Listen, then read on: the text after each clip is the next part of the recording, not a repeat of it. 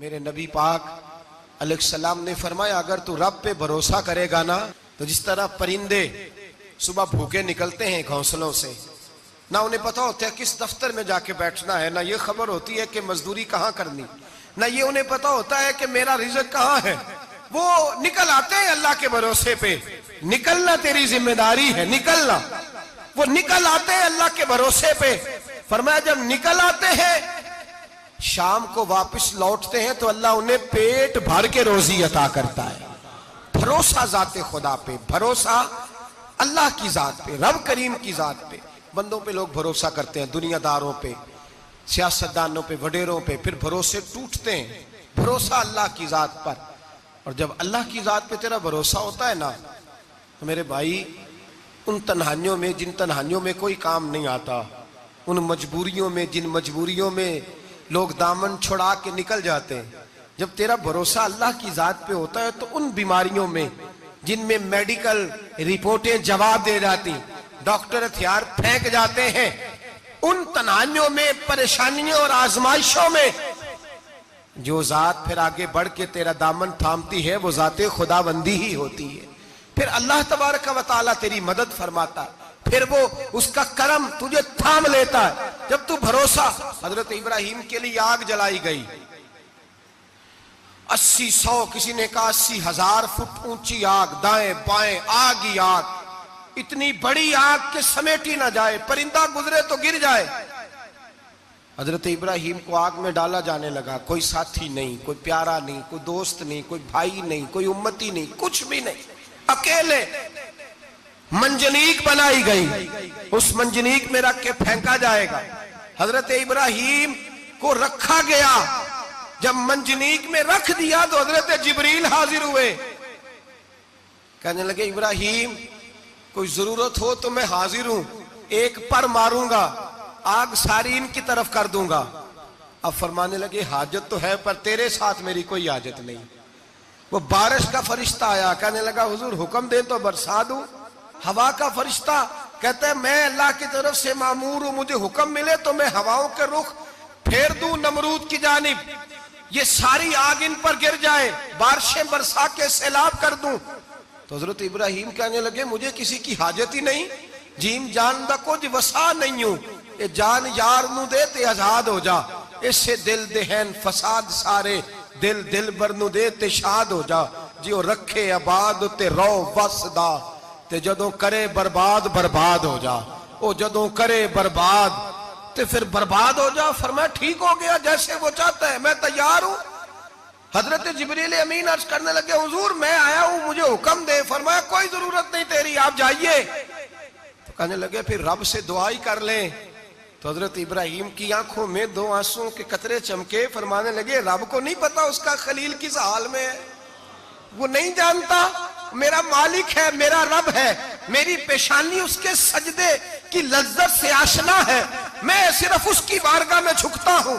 जब मालिक वो है, राजिक वो है, पैदा करने वाला वो है, देने वाला वो है, सुनने वाला वो है, तो फिर मुझे बढ़कर सुनाने की हाजत नहीं।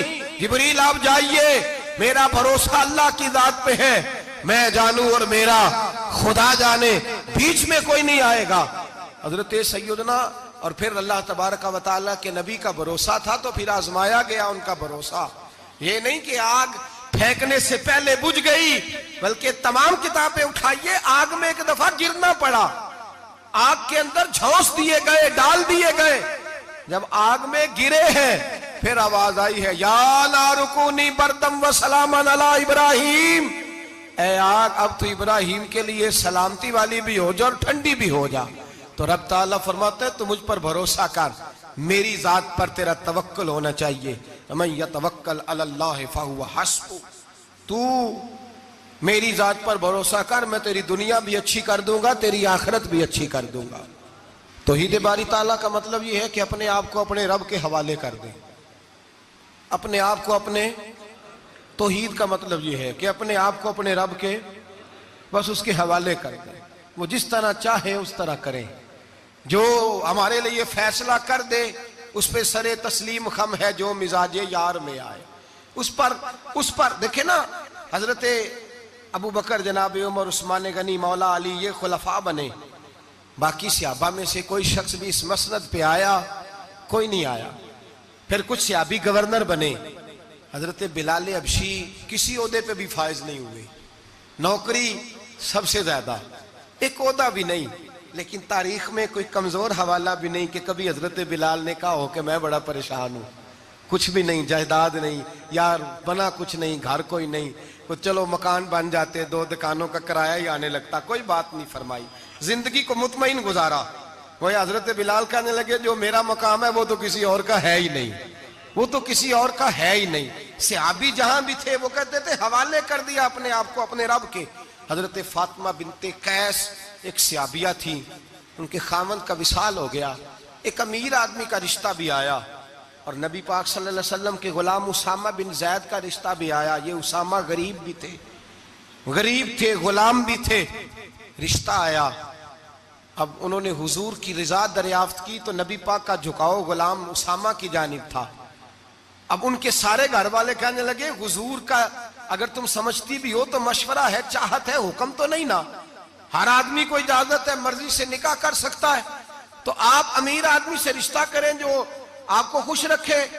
तो हजरत फातिमा बिनते कैस कहने लगी माँ बाप से आप मेरी फिक्र ना करें, मुझे मेरे नबी के हवाले करें, अल्लाह मुझे कभी जाया नहीं करेगा। मेरे भाई अपने आप को रब रसूल के हवाले करो।